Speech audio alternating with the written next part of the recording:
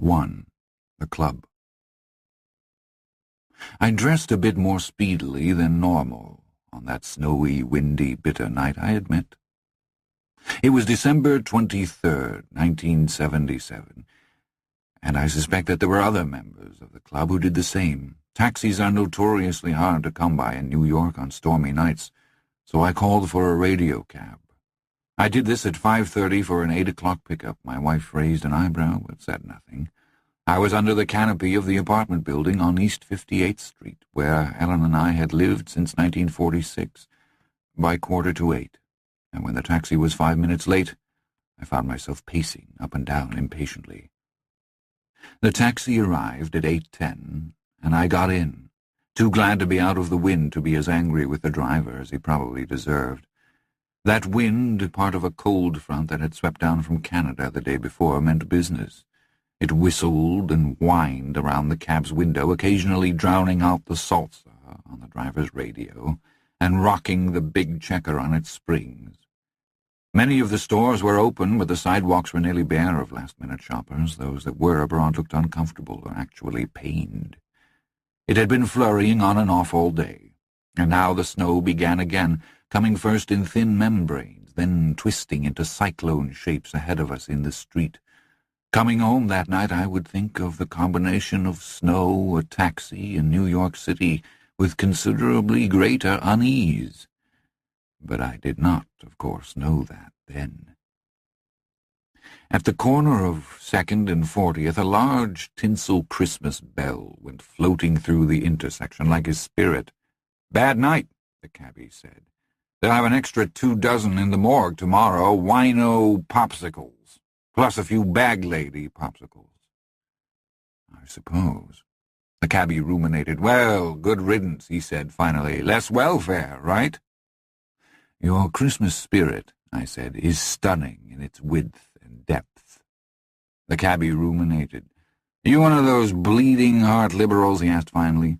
I refused to answer, on the grounds that my answer might tend to incriminate me, I said.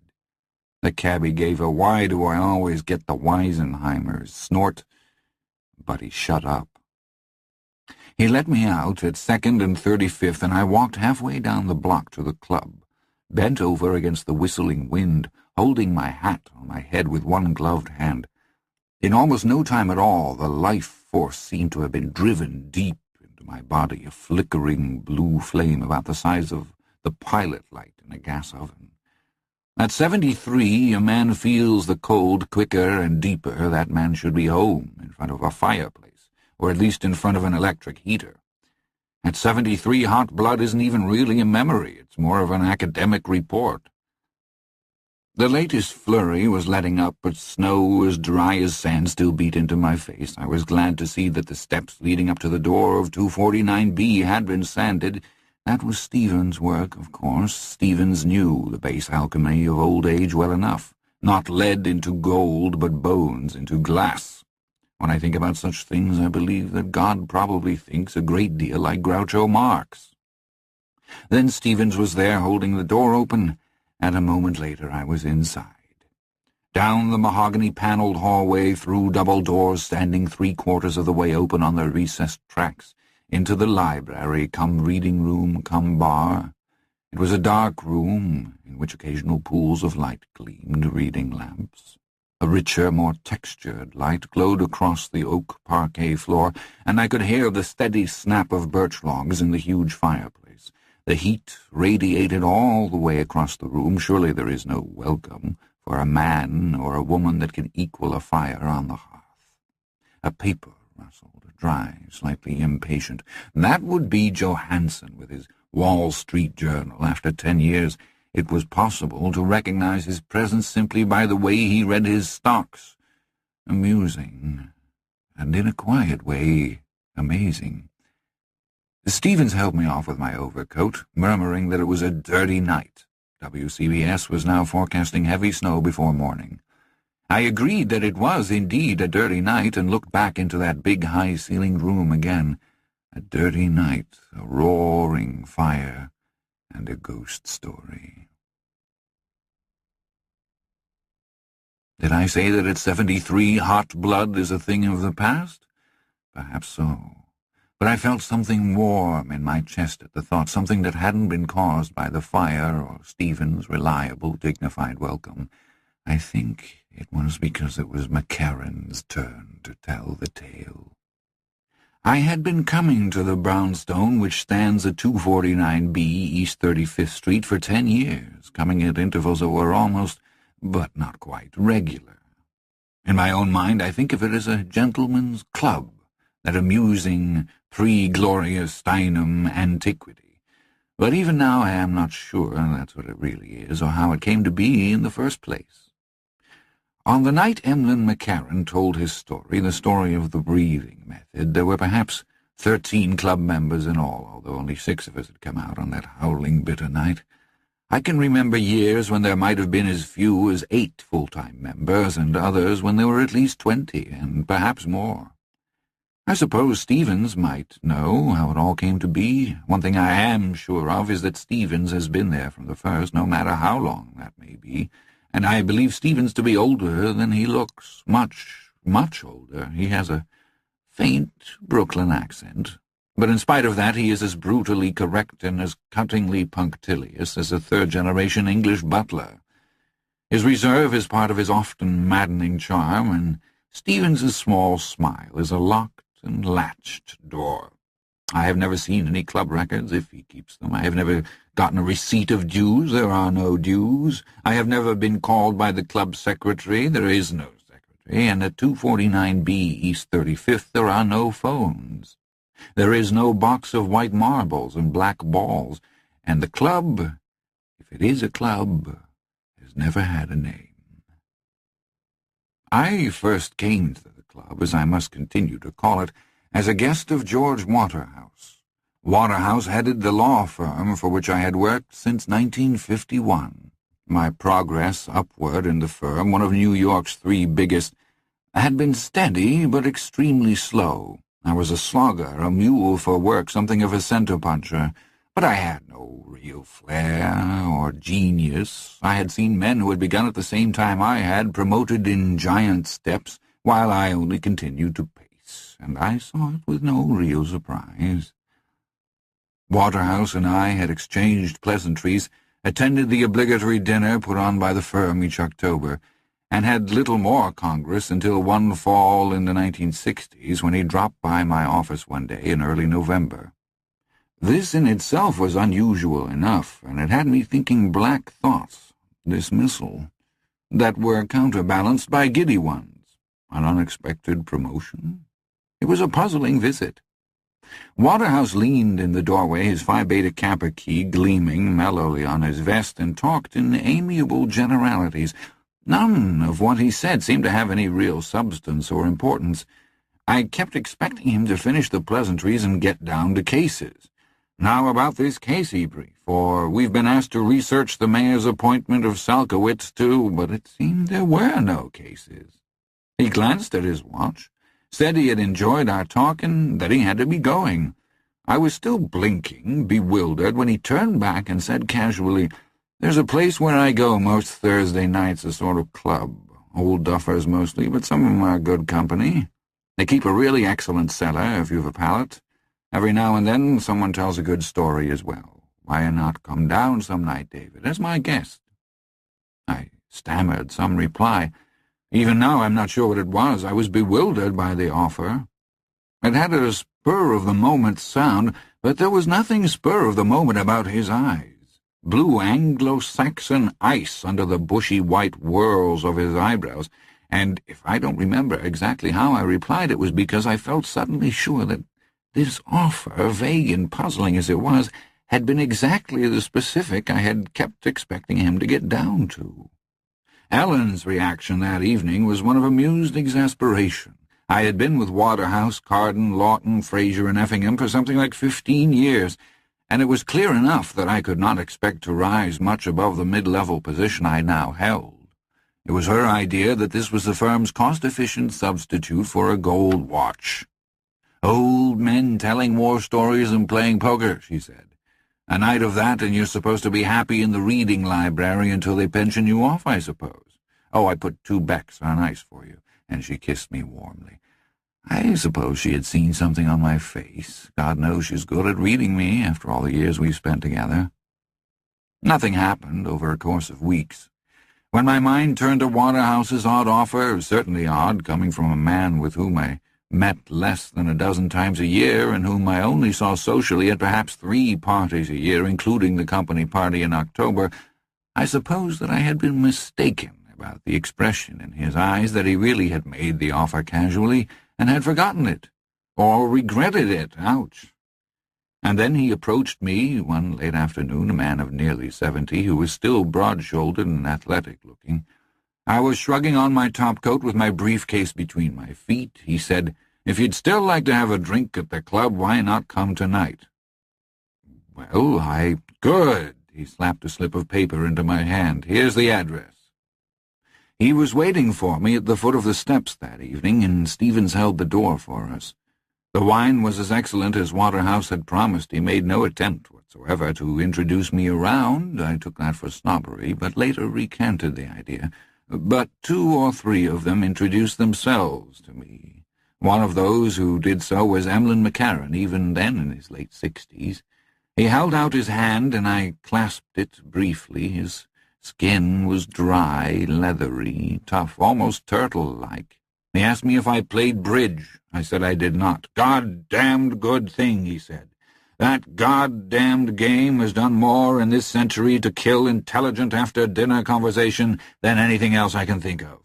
And with that pronouncement he walked away into the murk of the library, where shelves of books went up apparently to infinity. I looked around for Waterhouse, but he had disappeared. Feeling a little uncomfortable and a lot out of place, I wandered over to the fireplace. It was, as I believe I have already mentioned, a huge thing. It seemed particularly huge in New York, where apartment dwellers such as myself have trouble imagining such a benevolence big enough to do anything more than pop corn or toast bread. The fireplace at 249B East 35th was big enough to broil an ox whole. There was no mantel. Instead, a brawny stone arch curved over it. This arch was broken in the center by a keystone which jutted out slightly. It was just on the level of my eyes, and although the light was dim, I could read the legend engraved on that stone with no trouble. "It is the tale, not he who tells it." "Here you go, David," Waterhouse said from my elbow, and I jumped. He hadn't deserted me after all, and only trudged off into some uncharted locale to bring back drinks. "Scotch and soda's yours, isn't it?" "Yes, thank you, Mr. Waterhouse." "George," he said. "Here it's just George." "George, then," I said, although it seemed slightly mad to be using his first name. "What is all of—" "Cheers," he said. We drank. "Stevens tends the bar. He makes fine drinks. He likes to say it's a small but vital skill." The Scotch took the edge off my feelings of disorientation and awkwardness. The edge, but the feelings themselves remained. I had spent nearly half an hour gazing into my closet and wondering what to wear. I had finally settled on dark brown slacks and a rough tweed jacket that almost matched them, hoping I would not be wandering into a group of men either turned out in tuxedos or wearing blue jeans and L.L. Bean's lumberjack shirts. It seemed that I hadn't gone too far wrong on the matter of dress, anyway.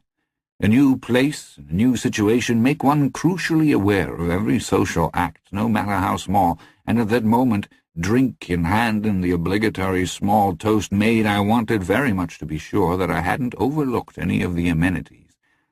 "Is there a guest book I ought to sign?" I asked, "something like that." He looked mildly surprised. "Oh, we don't have anything like that," he said. "At least, I don't think we do." He glanced around the dim, quiet room. Johansson rattled his Wall Street Journal. I saw Stevens pass in a doorway at the far end of the room, ghostly in his white mess jacket. George put his drink on an end table and tossed a fresh log onto the fire. Sparks corkscrewed up the black throat of the chimney. "What does that mean?" I asked, pointing to the inscription on the keystone. "Any idea?"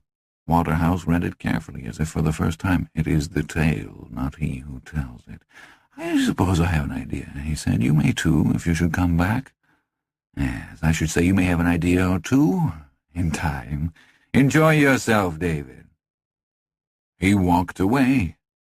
And although it may seem odd having been left to sink or swim in such an unfamiliar situation, I did enjoy myself. For one thing, I have always loved books, and there was a trove of interesting ones to examine here. I walked slowly along the shelves, examining the spines as best I could in the faint light, pulling one out now and then and pausing once to look out a narrow window at the Second Avenue intersection up the street. I stood there and watched through the frost-rimed glass as the traffic light at the intersection cycled from red to green to amber and back to red again, and quite suddenly I felt the queerest and yet very welcome sense of peace come to me. It did not flood in, instead it seemed almost to steal in. Oh, yes, I can hear you saying, "That makes great sense. Watching a stop-and-go light gives everyone a sense of peace." All right, it made no sense, I grant you that, but the feeling was there just the same. It made me think for the first time in years of the winter nights in the Wisconsin farmhouse where I grew up, lying in bed in a drafty upstairs room and marking the contrast between the whistle of the January wind outside, drifting snow as dry as sand along miles of snow fence, and the warmth my body created under the two quilts. There were some law books, but they were pretty damn strange. 20 cases of dismemberment and their outcomes under British law is one title I remember. Pet Cases was another. I opened that one, and sure enough it was a scholarly legal tome dealing with the law's treatment, American law this time, of cases which bore in some important respect upon pets. Everything from house cats that had inherited great sums of money to an ocelot that had broken its chain and seriously injured a postman. There was a set of Dickens, a set of Defoe, a nearly endless set of Trollope, and there was also a set of novels, 11 of them, by a man named Edward Grey Seville. They were bound in handsome green leather, and the name of the firm gold-stamped on the spine was Stedham and Son. I had never heard of Seville or of his publishers. The copyright date of the first Seville, These Were Our Brothers, was 1911. The date of the last, The Breakers, was 1935. 2 shelves down from the set of Seville novels was a large folio volume which contained careful step-by-step plans for erector set enthusiasts. Next to it was another folio volume which featured famous scenes from famous movies. Each of these pictures filled one whole page, and opposite each, filling the facing pages, were free verse poems, either about the scenes with which they were paired or inspired by them. Not a very remarkable concept, but the poets who were represented were remarkable. Robert Frost, Marianne Moore, William Carlos Williams, Wallace Stevens, Louis Zukofsky, and Erica Jong, just to mention a few. Halfway through the book I found a poem by Algernon Williams set next to that famous photograph of Marilyn Monroe standing on the subway grating and trying to hold her skirt down. The poem was titled The Toll, and it began, "The shape of the skirt is, we would say, the shape of a bell. The legs are the clapper." And some such more. Not a terrible poem, but certainly not Williams's best or anywhere near the top drawer. I felt I could hold such an opinion because I had read a good deal of Algernon Williams over the years. I could not, however, recall this poem about Marilyn Monroe, which it is. The poem announces it, even when divorced from the picture. At the end, Williams writes, "My legs clap my name, Marilyn Marbell." I have looked for it since then and haven't been able to find it, which means nothing, of course. Poems are not like novels or legal opinions. They are more like blown leaves, and any omnibus volume entitled "The Complete So-and-so" must certainly be a lie. Poems have a way of getting lost under sofas. It is one of their charms, and one of the reasons they endure. But at some point Stevens came by with a second Scotch. By then I had settled into a chair of my own with a volume of Ezra Pound. It was as fine as the first. As I sipped it, I saw two of those present, George Gregson and Harry Stein. Harry was 6 years dead on the night Emlyn McCarran told us the story of the breathing method, leave the room by a peculiar door that could not have been more than 42 inches high. It was an Alice down the rabbit-hole door, if there ever was one. They left it open, and shortly after their odd exit from the library, I heard the muted click of billiard balls. Stevens passed by and asked if I would like another scotch. I declined with real regret. He nodded. "Very good, sir." His face never changed, and yet I had an obscure feeling that I had somehow pleased him. Laughter startled me from my book some time later. Someone had thrown a packet of chemical powder into the fire and turned the flames momentarily party-colored. I thought of my boyhood again, but not in any wistful, sloppily romantic, nostalgic way. I feel a great need to emphasize that, God knows why.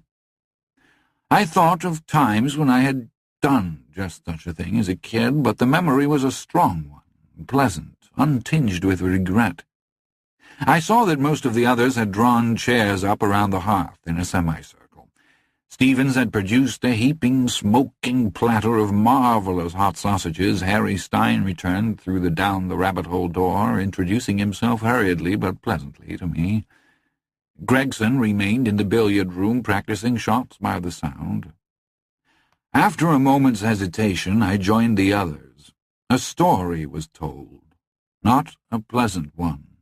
It was Norman Stett who told it, and while it is not my purpose to recount it here, perhaps you'll understand what I mean about its quality if I tell you that it was about a man who drowned in a telephone booth. When Stett, who is also dead now, finished, someone said, "You should have saved it for Christmas, Norman." There was laughter, which I, of course, did not understand, at least not then. Waterhouse himself spoke up then.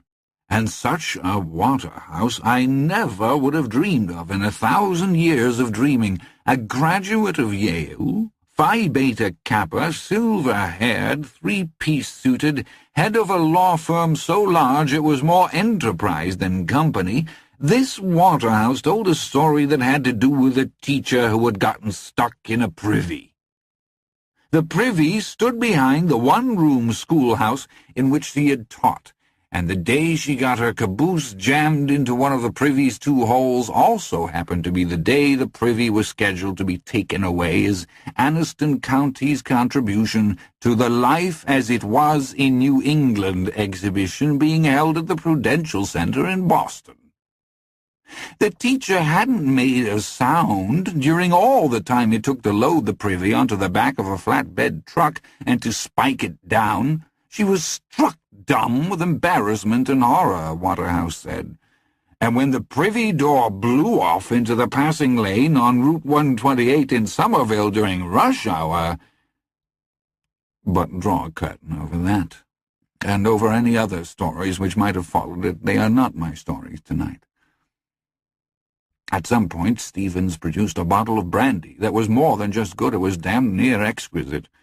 It was passed around, and Johansen raised a toast. The toast, one might almost say. The tale, not he who tells it. We drank to that.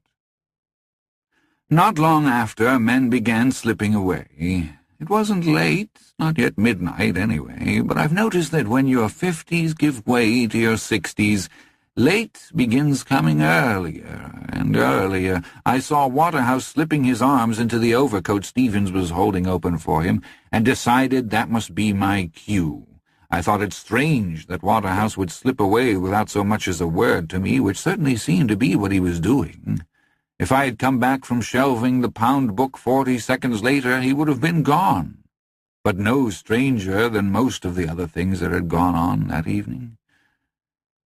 I stepped out just behind him, and Waterhouse glanced around as if surprised to see me, and almost as if he had been startled out of a light doze.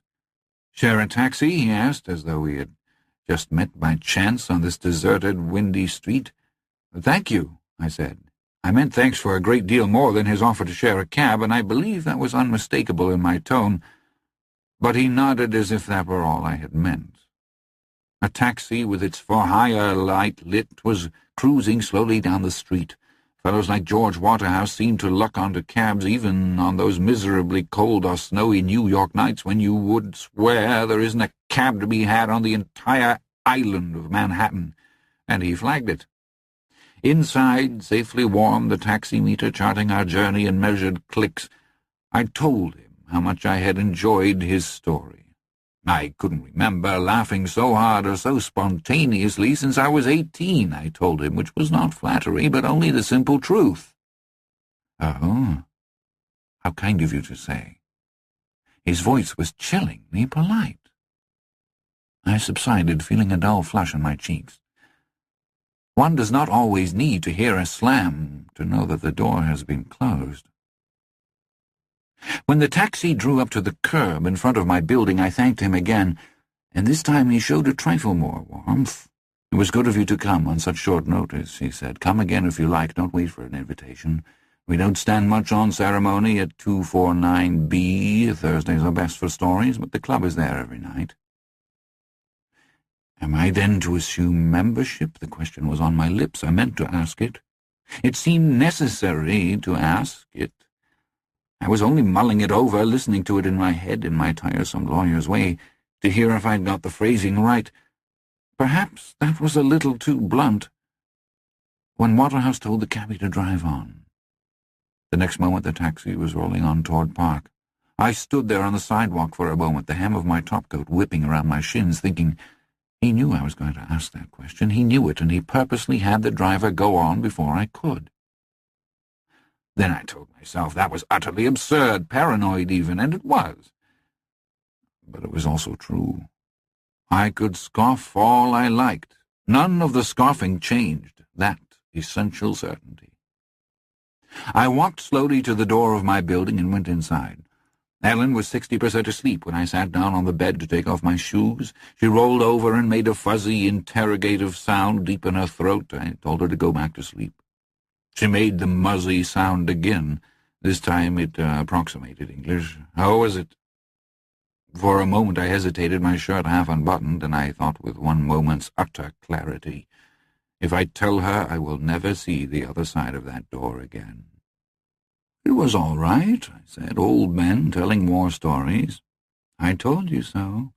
But it wasn't bad. I might go back again. It might do me some good with the firm." "The firm," she mocked lightly. "What an old buzzard you are, my love." "Takes one to know one," I said. But she had already fallen asleep again. I undressed, showered, toweled, put on my pajamas, and then, instead of going to bed as I should have done, it was edging past 1 by that time, I put on my robe and had another bottle of Beck's. I sat at the kitchen table, drinking it slowly, looking out the window and up the cold canyon of Madison Avenue, thinking. My head was a trifle buzzy from my evening's intake of alcohol. For me, an unexpectedly large intake. But the feeling was not at all unpleasant, and I had no sense of an impending hangover. The thought which had come to me when Ellen asked me about my evening was as ridiculous as the one I'd entertained about George Waterhouse as the cab drew away from me. What in God's name could be wrong with telling my wife about a perfectly harmless evening at my boss's stuffy men's club? And even if something were wrong with telling her, who would know that I had? Oh, it was every bit as ridiculous and paranoid as those earlier musings. And, my heart told me, every bit as true. I met George Waterhouse the next day in the hallway between accounts and the reading library. Met him, passed him would be more accurate. He nodded my way and went on without speaking, as he had done for years. My stomach muscles ached all day long. That was the only thing that completely convinced me the evening had been real. 3 weeks passed. 4. 5. No second invitation came from Waterhouse. Somehow I just hadn't been right, hadn't fit, or so I told myself. It was a depressing, disappointing thought. I supposed it would begin to fade and lose its sting, as all disappointments eventually do, but I thought of that evening at the oddest moments, the isolated pools of library lamplight so still and tranquil and somehow civilized, Waterhouse's absurd and hilarious tale of the schoolteacher stuck in the privy, the rich smell of leather in the narrow stacks. Most of all, I thought of standing by that narrow window and watching the frost crystals change from green to amber to red. I thought of that sense of peace I had felt. During that same 5-week period, I went to the library and checked out 4 volumes of Algernon Williams' poetry. I had 3 others myself and had already checked through them. One of these volumes purported to be the complete poems of. I reacquainted myself with some old favorites, but I found no poem called The Toll in any of the volumes. On that same trip to the New York Public Library, I checked the card catalog for works of fiction by a man named Edward Grey Seville. A mystery novel by a woman named Ruth Seville was the closest I came. Come again if you like. Don't wait for an invitation. I was waiting for an invitation anyway, of course. My mother taught me donkeys years ago not to automatically believe people who tell you glibly to drop by any time or that the door is always open. I didn't feel I needed an engraved card delivered to my apartment door by a footman in livery bearing a gilt plate. I don't mean that, but I did want something. Even if it was only a casual remark. Coming by some night, David? Hope we didn't bore you, that kind of thing. But when even that didn't come, I began to think more seriously about going back anyway. After all, sometimes people really did want you to drop in any time. I suppose that at some places the door was always open, and that mothers weren't always right. Don't wait for an invitation. Anyway, that's how it happened that, on December 10th of that year, I found myself putting on my rough tweed coat and dark brown pants again and looking for my darkish red tie. I was rather more aware of my heartbeat than usual that night, I remember. "George Waterhouse finally broke down and asked you back?" Ellen asked. "Back into the sty with the rest of the male chauvinist oinkers?" "That's right," I said, thinking it must be the first time in at least a dozen years that I had told her a lie. And then I remembered that after the first meeting I had answered her question about what it had been like with a lie. Old men telling war stories, I had said. "Well, maybe there really will be a promotion in it," she said, though without much hope. To her credit, she said it without much bitterness either. "Stranger things have happened," I said, and kissed her goodbye. "Oink, oink," she said as I went out the door. The taxi ride that night seemed very long. It was cold, still, and starry. The cab was a checker, and I felt somehow very small in it, like a child seeing the city for the first time.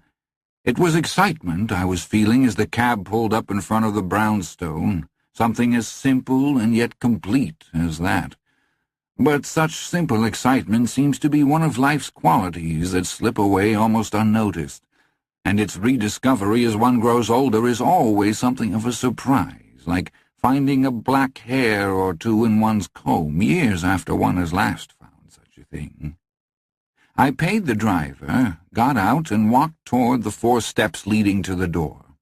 As I mounted them, my excitement curdled into plain apprehension, a feeling the old are much more familiar with.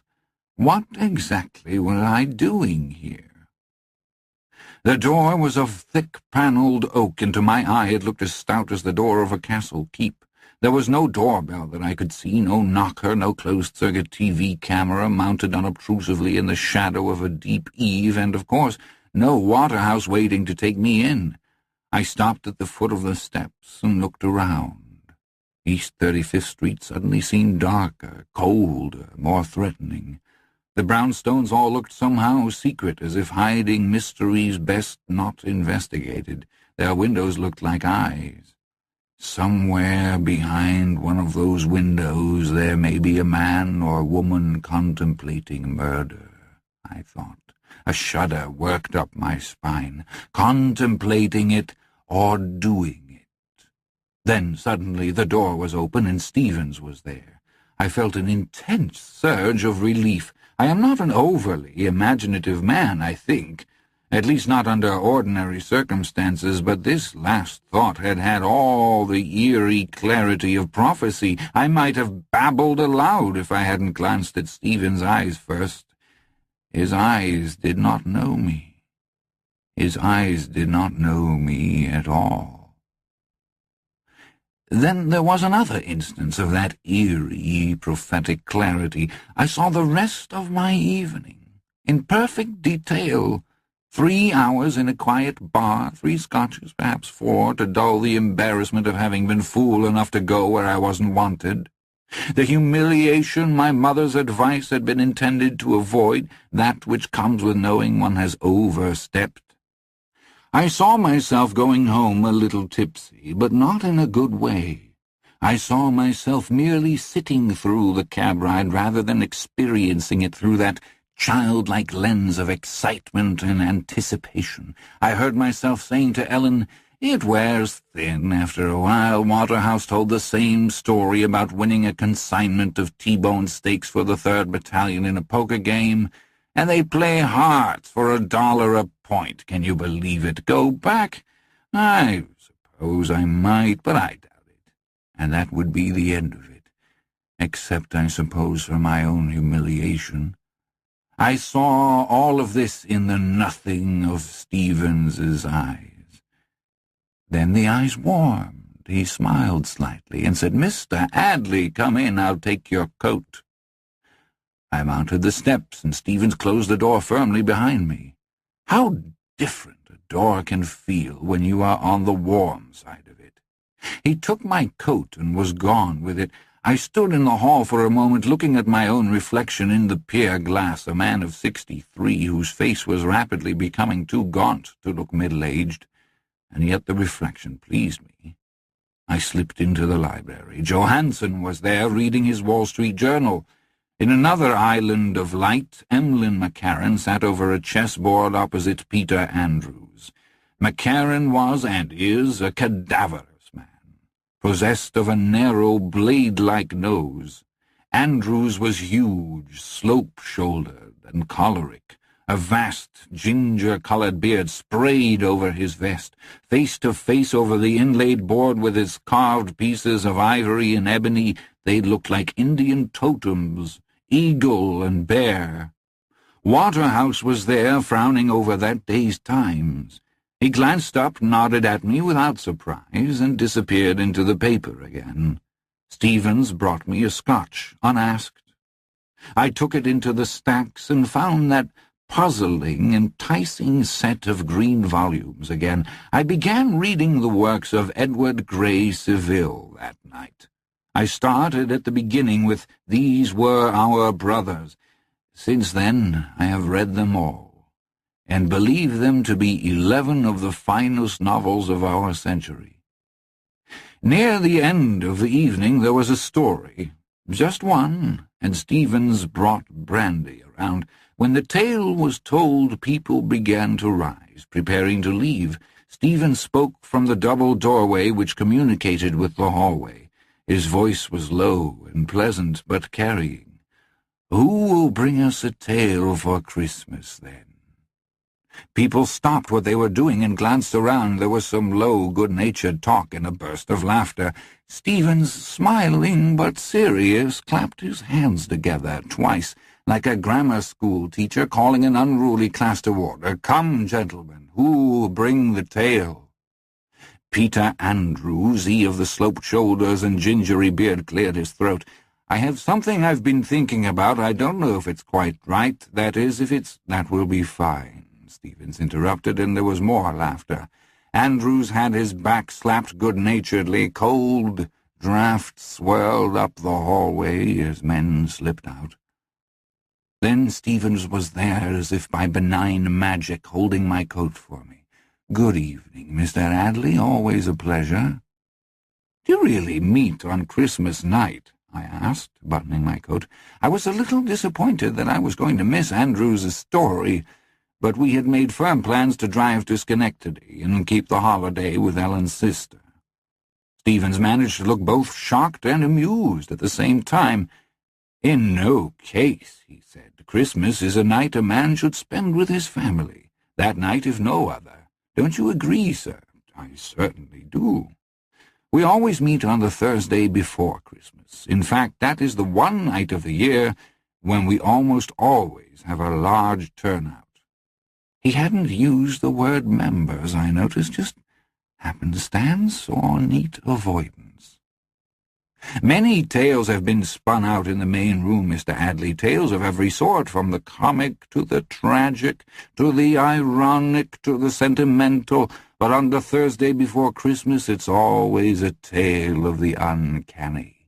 It's always been that way, at least as far back as I can remember." That at least explained the comment I had heard on my first visit, the one to the effect that Norman Stetch should have saved his story for Christmas. Other questions hovered on my lips, but I saw a reflected caution in Stevens' eyes. It was not a warning that he would not answer my questions, it was rather a warning that I should not even ask them. "Was there something else, Mr. Hadley?" We were alone in the hall now. All the others had left, and suddenly the hallway seemed darker, Stevens's long face paler, his lips redder. A nut exploded in the fireplace, and a red glow washed momentarily across the polished parquet floor.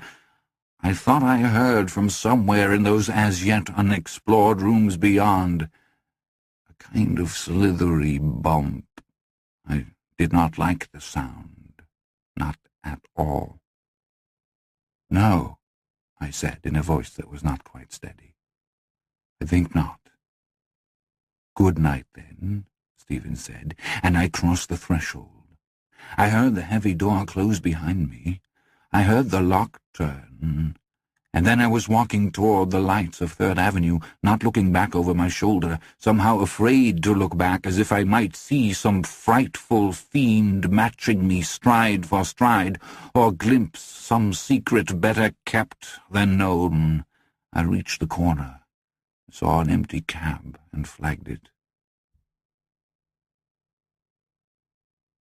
"More war stories?" Ellen asked me that night. She was in bed with Philip Marlowe, the only lover she has ever taken. "There was a war story or two," I said, hanging up my overcoat. "Mostly I sat and read a book." "When you weren't oinking." "Yes, that's right, when I wasn't oinking." "Listen to this. The first time I laid eyes on Terry Lennox, he was drunk in a Rolls-Royce Silver Wraith outside the terrace of The Dancers," Ellen read. "He had a young-looking face, but his hair was bone-white. You could tell by his eyes that he was plastered to the hairline, but otherwise he looked like any other nice young guy in a dinner jacket who had been spending too much money in a joint that exists for that purpose and for no other." "Nice, huh? It's The Long Goodbye," I said, taking off my shoes. "You read me that same passage once every 3 years. It's part of your life cycle." She wrinkled her nose at me. "Oink, oink." "Thank you," I said. She went back to her book. I went out into the kitchen to get a bottle of Beck's. When I came back, she had laid The Long Goodbye open on the counterpane and was looking at me closely. "David, are you going to join this club?" "I suppose I might, if I'm asked." I felt uncomfortable. I had perhaps told her another lie. If there was such a thing as membership at 249B East 35th, I already was a member. "I'm glad," she said. "You've needed something for a long time now. I don't think you even know it, but you have. I've got the Relief Committee and the Commission on Women's Rights and the Theatre Society, but you've needed something, some people, to grow old with, I think." I went to the bed and sat beside her and picked up The Long Goodbye. It was a bright, new-minted paperback. I could remember buying the original hardback edition as a birthday present for Ellen in 1953. "Are we old?" I asked her. "I suspect we are," she said, and smiled brilliantly at me. I put the book down and touched her breast. "Too old for this?" She turned the covers back with ladylike decorum and then, giggling, kicked them onto the floor with her feet. "Beat me, Daddy," Ellen said. "8 to the bar." "Oink, oink," I said, and then we were both laughing. The Thursday before Christmas came. That evening was much the same as the others, with 2 notable exceptions. There were more people there, perhaps as many as 18, and there was a sharp, indefinable sense of excitement in the air. Joe Hansen took only a cursory glance at his journal and then joined McCarran, Hugh Beagleman, and myself. We sat near the windows, talking of this and that, then finally fell into a passionate and often hilarious discussion of pre-war automobiles. There was, now that I think of it, a third difference as well. Stevens had concocted a delicious eggnog punch. It was smooth, but it was also hot, with rum and spices. It was served from an incredible Waterford bowl that looked like an ice sculpture, and the animated hum of the conversation grew ever higher as the level of the punch grew lower. I looked over in the corner by the tiny door leading to the billiard room and was astounded to see Waterhouse and Norman Stett flipping baseball cards into what looked like a genuine beaver top hat. They were laughing uproariously. Groups formed and reformed. The hour grew late, and then at the time when people usually began slipping out through the front door, I saw Peter Andrews seated in front of the fire with an unmarked packet about the size of a seed envelope in one hand. He tossed it into the flames without opening it, and a moment later the fire began to dance with every color of the spectrum, and some I would have sworn from outside of it before turning yellow again. Chairs were dragged around. Over Andrew's shoulder I could see the keystone with its etched homily, "It is the tale, not he who tells it."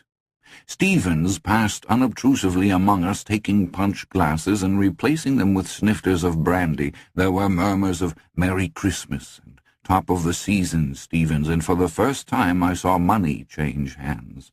A $10 bill was unobtrusively tendered here, a bill that looked like a 50 there, one which I clearly saw was 100 from another chair. "Thank you, Mr. McCarran." Mr. Johansson, Mr. Beagleman, a quiet, well-bred murmur. I have lived in New York long enough to know that the Christmas season is a carnival of tips, something for the butcher, the baker, the candlestick maker, not to mention the doorman, the super, and the cleaning lady who comes in Tuesdays and Fridays. I've never met anyone of my own class who regarded this as anything but a necessary nuisance. But I felt none of that grudging spirit on that night. The money was given willingly, even eagerly, and suddenly, for no reason. It was the way thoughts often seemed to come when one was at 249B. I thought of the boy calling up to Scrooge on the still, cold air of a London Christmas morning, "What, the goose that's as big as me?" And Scrooge, nearly crazed with joy, giggling, "A good boy, an excellent boy." I found my own wallet. In the back of this, behind the pictures of Ellen I keep, there has always been a $50 bill which I keep for emergencies. When Stevens gave me my brandy, I slipped it into his hand with never a qualm, although I was not a rich man. "Happy Christmas, Stevens," I said. "Thank you, sir, and the same to you." He finished passing out the brandies and collecting his honorariums and retired. I glanced around once at the midpoint of Peter Andrews' story and saw him standing by the double doors, a dim, man-like shadow, stiff and silent. "I'm a lawyer now, as most of you know," Andrews said, after sipping at his glass, clearing his throat, and then sipping again. "I've had offices on Park Avenue for the last 22 years. But before that I was a legal assistant in a firm of lawyers which did business in Washington, D.C. One night in July I was required to stay late in order to finish indexing case citations in a brief which hasn't anything at all to do with this story.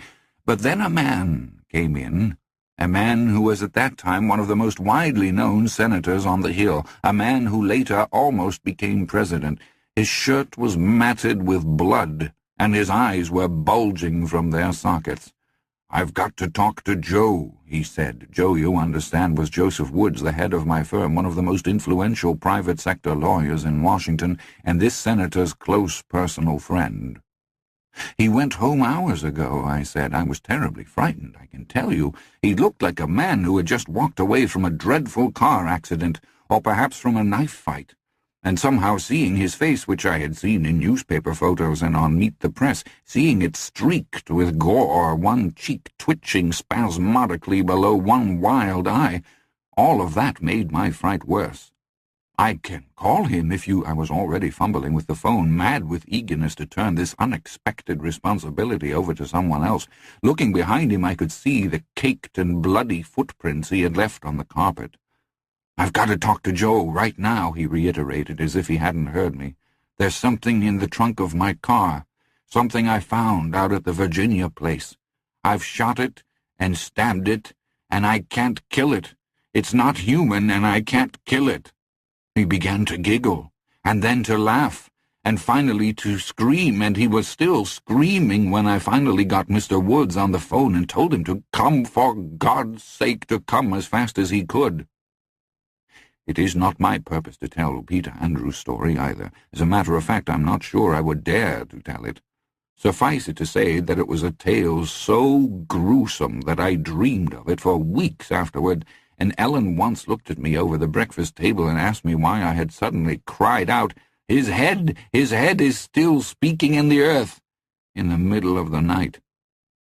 "I suppose it was a dream," I said, "one of those you can't remember afterwards."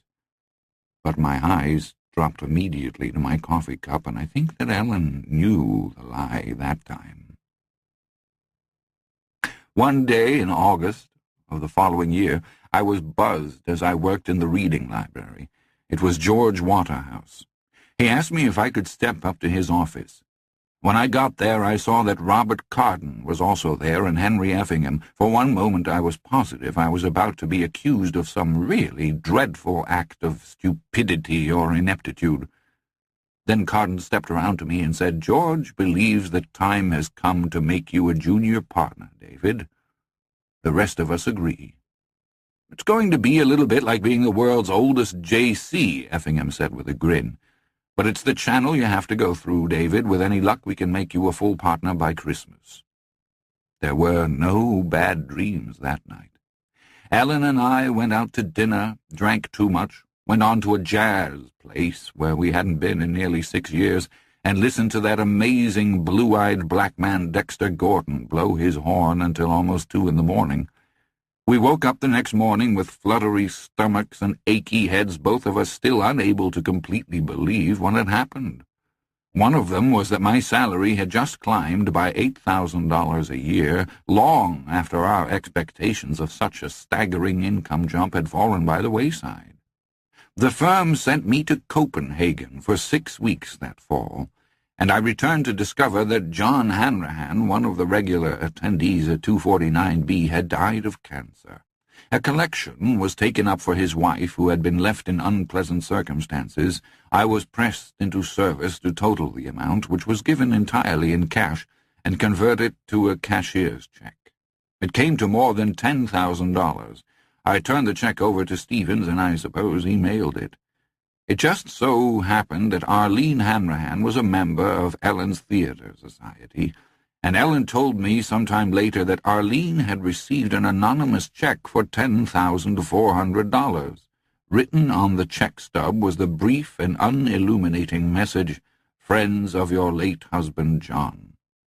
"Isn't that the most amazing thing you ever heard in your life?" Ellen asked me. "No," I said.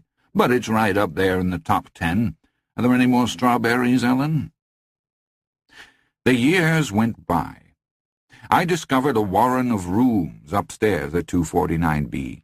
A writing room, a bedroom where guests sometimes stayed overnight, although after that slithery bump I had heard, or imagined I had heard, I believe I personally would rather have registered at a good hotel.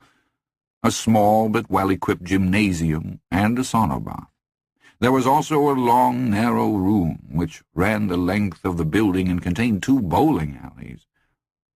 In those same years I reread the novels of Edward Grey Seville, and discovered an absolutely stunning poet, the equal of Ezra Pound and Wallace Stevens, perhaps, named Norbert Rosen.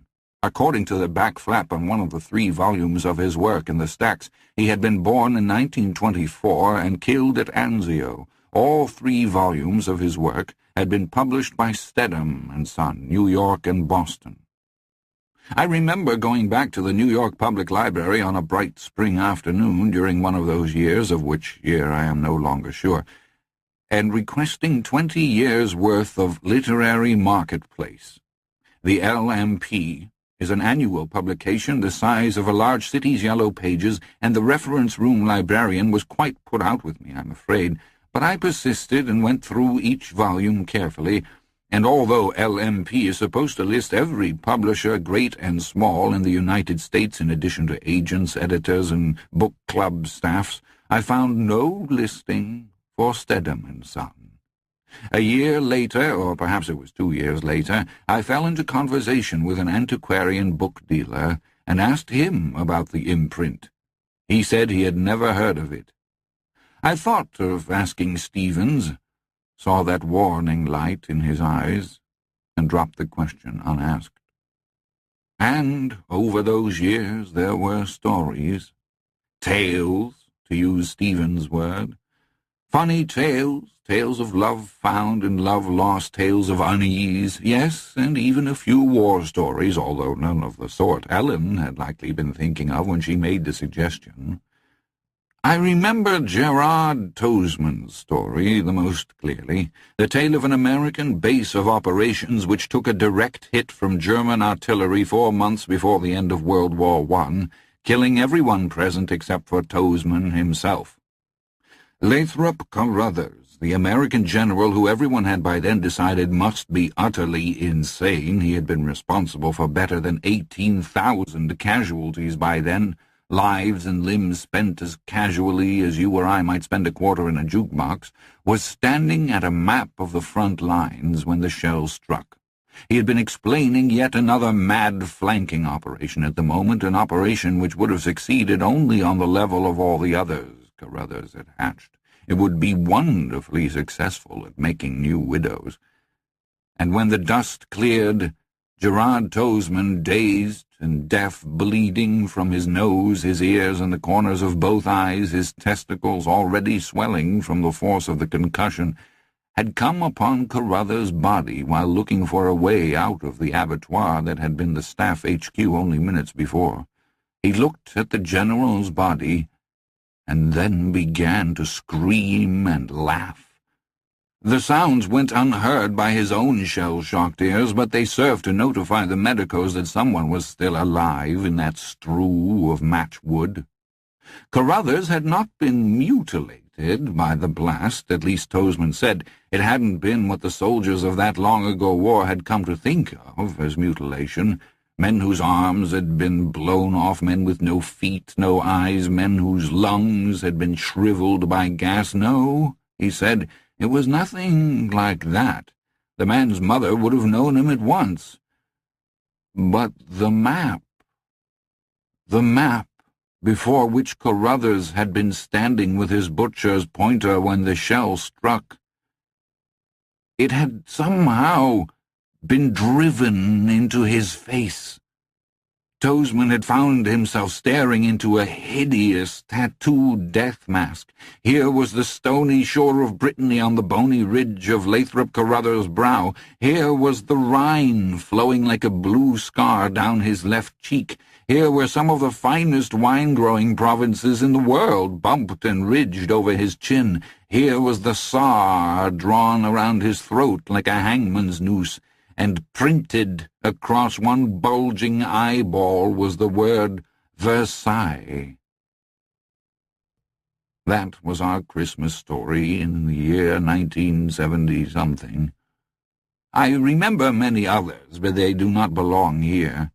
Properly speaking, Tosman's doesn't either, but it was the first Christmas tale I heard at 249B, and I could not resist telling it. And then, on the Thursday after Thanksgiving of this year, when Stevens clapped his hands together for attention and asked who would favor us with a Christmas tale, Emlyn McCarran growled, "I suppose I've got something that bears telling. Tell it now or tell it never, God'll shut me up for good soon enough." In the years I had been coming to 249B, I had never heard McCarran tell a story, and perhaps that's why I called the taxi so early, and why, when Stevens passed out eggnog to the 6 of us who had ventured out on that bellowing, frigid night, I felt so keenly excited. Nor was I the only one. I saw that same excitement on a good many other faces. McCarran, old and dry and leathery, sat in the huge chair by the fire with the packet of powder in his gnarled hands. He tossed it in, and we watched the flame shift colors madly before returning to yellow again. Stevens passed among us with brandy, and we passed him his Christmas honorarium. Once, during that yearly ceremony, I had heard the clink of change passing from the hand of the giver to the hand of the receiver. On another occasion, I had seen a $1,000 bill for a moment in the firelight. On both occasions, the murmur of Stevens's voice had been exactly the same, low, considerate, and entirely correct. 10 years, more or less, had passed since I had first come to 249B with George Waterhouse, and while much had changed in the world outside, nothing had changed in here, and Stevens seemed not to have aged a month or even a single day. He moved back into the shadows, and for a moment there was a silence so perfect that we could hear the faint whistle of boiling sap escaping from the burning logs on the hearth. Emlyn McCarran was looking into the fire, and we all followed his gaze. The flames seemed particularly wild that night.